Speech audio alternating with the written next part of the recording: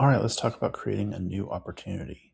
Opportunities are simply someone in your database or someone that you know is activated to either sell their house or make a purchase. So, opportunities are basically an opportunity to have a transaction.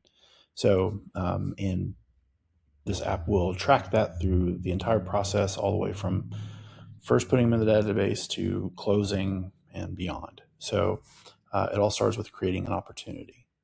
We're just going to say this is somebody that needs to sell.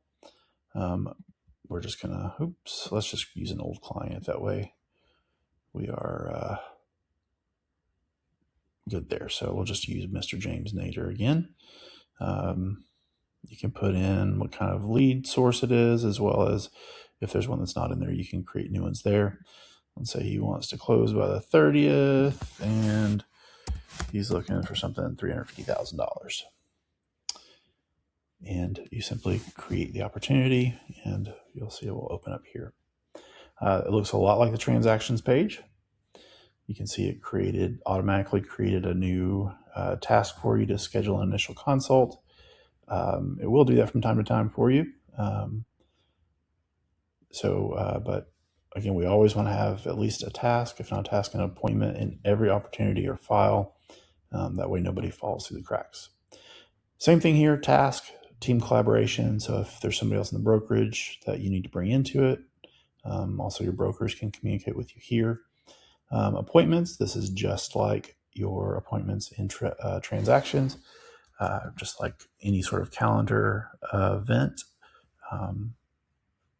that you want. So we can, let's just put an initial meeting and pick your date and time, and just like you would a normal calendar event.